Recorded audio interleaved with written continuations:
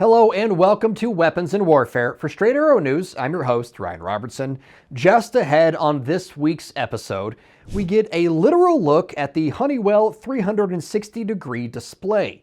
The idea is to help users navigate in low visibility or dangerous situations by enhancing situational awareness, which will eliminate many of the problems of previous attempts. And in our Weapon of the Week, we'll introduce you to the Sigma, a modern self-propelled howitzer built by Elbit Systems. It's a 10-wheeled shoot-and-scoot solution that delivers a powerful punch. Built for the Israel Defense Forces, it packs a 155mm 52 caliber mobile howitzer with all the bells and whistles. But first, some headlines you may have missed. The Pentagon's Replicator program has two new additions from some recognizable names. Deputy Secretary of Defense Kathleen Hicks announced the second tranche of weapon systems, now called Replicator 1.2, includes the Ghost X made by Anduril Industries and the C-100 from Performance Drone Works. The newest members of the Replicator Initiative are aerial and maritime drones that are now part of a groundbreaking effort to fast-track the delivery of unmanned weapon systems to American warfighters. Following the announcement, the Army's Chief of Staff, General Randy George, said the delivery of commercially available company-level small UAS with support from the Replicator Initiative will allow American soldiers to rapidly experiment, learn, and innovate with these systems. The advancement of battlefield technology requires us to innovate faster than ever before. He's not kidding about that fast part. According to a release from the Pentagon, the Ghost X and C-100 will be fielded by August 2025 to meet the goals of the Replicator Initiative.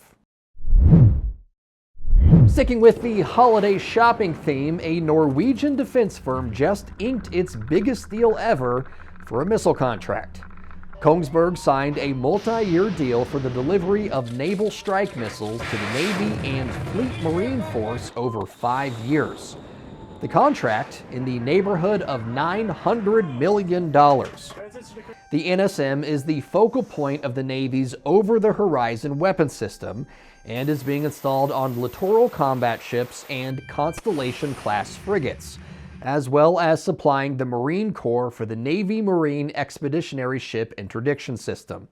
In September, Kongsberg, citing demand for the NSM, announced it would open a facility in Virginia to help meet contractors' needs. According to Kongsberg, the subsonic NSM boasts a range of more than 115 miles and is equipped with a high-resolution imaging infrared seeker that enables autonomous target recognition. The missile's sea-skimming ability and low radar signature also enhance its chances of evading enemy air defenses. And finally, here's something you don't see every day. Russian-made Sukhoi 30s being refueled by an American tanker. Before your mind leaps too far ahead, the jets are Russian, the pilots are not. Earlier this month, aircrew from the 141st Air Refueling Wing of the Washington Air National Guard partnered with the Royal Malaysian Air Force out of Subang Air Base in Malaysia.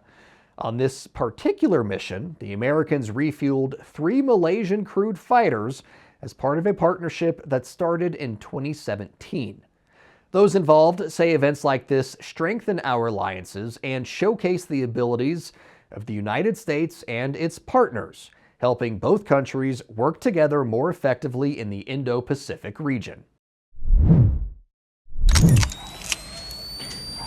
For viewers of a certain age, the image of Buffalo Bill stalking Clarice Starling through his dimly lit basement while using night vision goggles in The Silence of the Lambs was likely a first exposure of sorts to the kind of wearable tech meant to give users the upper hand in the dark.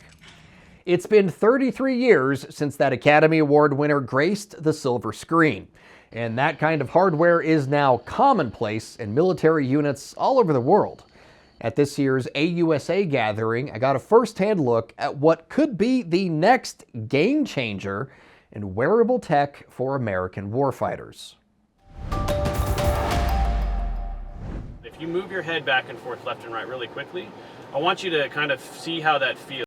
While it may look like something straight from a high-tech arcade game, the Honeywell 360 display could very well be the modern warrior's best friend in low-light environments, intentionally built with the idea of eliminating the problems of previous iterations. So the Honeywell 360 is designed to be able to operate a vehicle at a high rate of speed without any outside visual reference, meaning no windows, and do that without making you sick.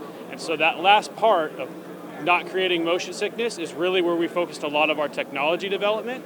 And our system, I would say, is one of the only systems that can do that for an extended period of time without making you ill. The system's technology focuses on low latency and depth perception to simulate natural vision. Adam Gavrich, a senior technical sales manager for Honeywell, says the 360 display is vehicle, camera, and sensor agnostic, meaning it can integrate with existing cameras and mountings for standard night vision goggles. So the idea is to be able to take a vehicle that might already have cameras and integrate with those existing cameras. So if you have a requirement for very high-end cameras, very high resolution, we can integrate with that. If you have lower resolution cameras, we can do that as well and still safely operate the vehicle using our headset technology. The system has 26 U.S. patents for its anti-motion sickness technology. Currently in production, it is being fine-tuned for military operations. Simulating, as I said, your natural vision and making your body feel as if it's looking with its own two eyes when it actually has no reference. In order to do that, we actually have to very accurately find the position of your head, accommodating for both unnatural motion from the vehicle as well as where you're intentionally moving your head, and then putting the image up that matches what you're feeling. And when those two things agree, you don't get sick. As soon as you start seeing something that your body is not feeling, you get sick. And that's sometimes why you might get sick on other types of vehicles, because you're getting those miscues between those senses. Unlike most of what we saw at AUSA, I was actually able to climb into a vehicle and try the 360 myself. It almost reminds me of the F-35 like glass cockpit. Similar technology. Right? I mean, where you can, like, I'm looking behind the vehicle right now, and if I didn't have this on, I would just be seeing you and whatever's in the back of the vehicle. But I'm looking at, crowds of people, which could be, I mean, if this was a combat scenario, those could be militants, they could be innocents that I'm trying not to run over as I back up. Yep. And those are the situational awareness aspects of the system that are also very critical. So not just driving, but again, keeping the soldier safe, keeping their mission effective, being able to see around the vehicle, really, but again, without any windows and, fully under their armor. Another important piece of the equation, a concerted effort to not add any neck strain to the wearer. We're taking weight out of our prototype, and it's going to be very light. When you put on the headset today, it's going to feel heavy, but it's all helmet because it's a military helmet. The end target system is going to be very light and also rugged to support military operations, because to your point, we can't have a heavy headset that's going to add a lot of neck strain, and that's a design consideration that we've accommodated for. While not yet ready to tell us who will be the first American troops to put the 360 display to work, Gavrich did tell us Honeywell recently won several as yet unannounced contracts, but when those deals are announced, we will let you know. Serving you clarity through context, our mission at SAN is to deliver the news straight down the middle. We're different from mainstream media because we spotlight distorted headlines and show you how to do it too. Discover stories that right and left-leaning outlets are choosing not to cover by using our Media Mist tool. Download the SAN app and turn on notifications to have straight facts delivered right to your phone or tablet, and get straight facts anytime at SAN.com. When you think of modern warfare, it might be natural to think of the latest technology, new weapon systems, things meant to make for an unfair fight. But on closer inspection, a lot of what's built for today's warfighters are often evolutionary leaps on centuries-old ideas. Take, for instance, the howitzer, a piece of artillery that falls somewhere between a cannon and a mortar. Would it surprise you to learn the very first howitzers were developed in the 16th century? Well, hundreds of years later, Elbit Systems of America has what it thinks is the next evolutionary leap in howitzers. That's why the Sigma is our weapon of the week. Traditionally, howitzers were built to be towed into place. And for as long as they've been a part of any combat force's arsenal, they've been an effective, if not cumbersome, piece of the puzzle. But things are starting to change.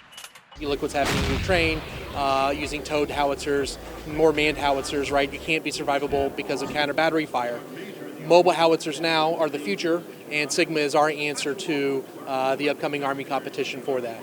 And the Sigma ain't no beta. It's a 10-wheeled piece of rolling thunder, allowing its 3-man crew to stay inside while engaging the enemy, meaning this 155mm 52 caliber howitzer can move as the battle line moves. No towing required.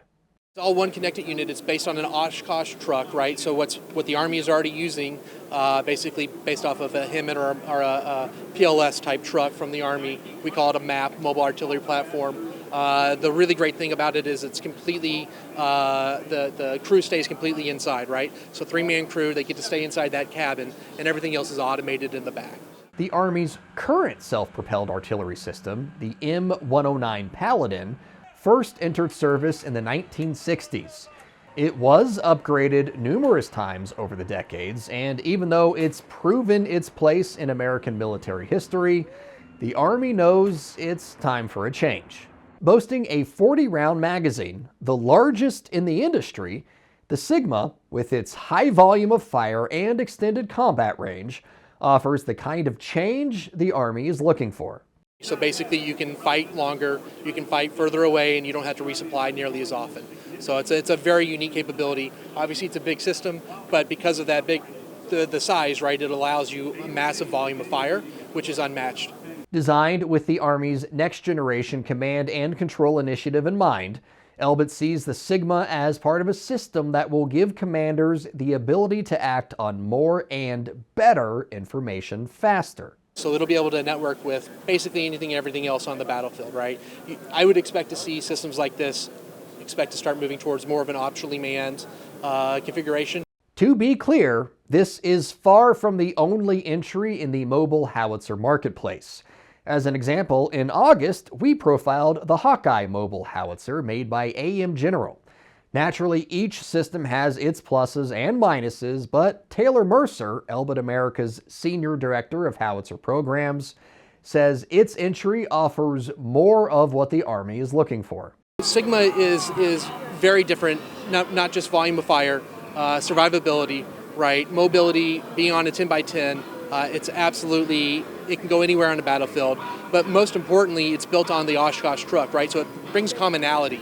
Commonality is absolutely key to keeping costs down and logistics trail down, right? So being able to have a system, an integrated system already into the U.S. now, that's already common to a platform, it just makes absolutely perfect sense, right? And it makes the Army's job much easier on how to integrate a brand new artillery system. Will the Sigma be part of the Army's modernization efforts? Well, that remains to be seen, but it is in the mix. In October, the Army announced the awarding of 5 contracts for their self-propelled howitzer performance demonstration. Elbit is one of that group, along with entries from American Rheinmetall vehicles, BAE Bofors, Hanwha Defense USA, and General Dynamics Land Systems. The hope is once the decision is made and the contract awarded, the Army can begin fielding the winning system by 2026. In September, we introduced you to the 2 candidates vying to become the Air Force's first collaborative combat aircraft. Both platforms recently passed a major milestone, and that's the subject of this week's Comms Check. The finalists, one from Anduril Industries and the other from General Atomics Aeronautical Systems, passed their critical design reviews in early November. That news coming out of the Air Power Futures Forum at the AFA's Mitchell Institute for Aerospace Studies opens the door for both companies to start detailed production efforts. Colonel Timothy Helfrich, Air Force Material Command's senior material leader for the Advanced Aircraft Division, told the gathered audience both Anduril and General Atomics, both industry teammates, are on the path to first flight, on a timeline that allows us to get operational capability by the end of the decade. We are on track, if not ahead, in some cases. A CCA is a drone with an onboard AI control system that can carry and deliver munitions. The goal is to produce an aircraft that is significantly lighter and at a lower cost than a human-piloted craft, while offering comparable capability in mission execution. Anduril's Fury and General Atomics' CCA, based on the Gambit, were chosen from a field of 5 proposals. The Air Force plans to make a final decision between the two companies in 2026 after both complete flight testing of their designs. All opinions expressed in this segment are solely the opinions of the contributors. Well, folks, that just about does it for us on this episode of Weapons and Warfare. As always, we hope you liked what you saw and learned something along the way. If you did, we would appreciate your help telling others about the show, so please like and subscribe to our social media feeds and share them with your friends. This episode will publish the day before Thanksgiving, so for my wrap, I'm going to lean into the holiday theme. Looking around the world right now, it can be easy to feel a bit uneasy about the way things are going. Wars on multiple continents, political infighting bordering on the point of tribalism, a looming fear that our next great technological advancement may be our undoing. It's a lot, and if that's all I was focused on, I'd be hard-pressed to stay positive. But there's a lot of other stuff happening in the world too. For instance, I was scrolling social media the other day and came across this bit from a comedian named Drew Dunn. This is a good time to be alive. Like, we used to lose kids to the winter.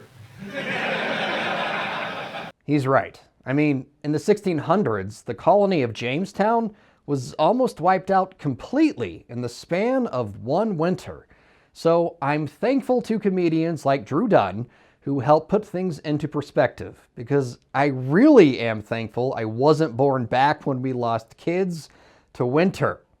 I'm also thankful for my wife and kids, sure, but I'm thankful to all the folks who made life's little marvels possible, like how I can hit a few buttons on my phone and start my car, or change the settings on my home thermostat, or even get food delivered right to my door. Certainly beats living in a cave or dying from exposure. The point is, if you only focus on what's bad in life, that's all you're going to see. Being thankful is an active exercise. And couldn't we all use a bit more exercise in our lives? For senior producer Brett Baker, video editor Brian Spencer, and graphics artist Dakota Patillo, I'm Ryan Robertson with Straight Arrow News, signing off.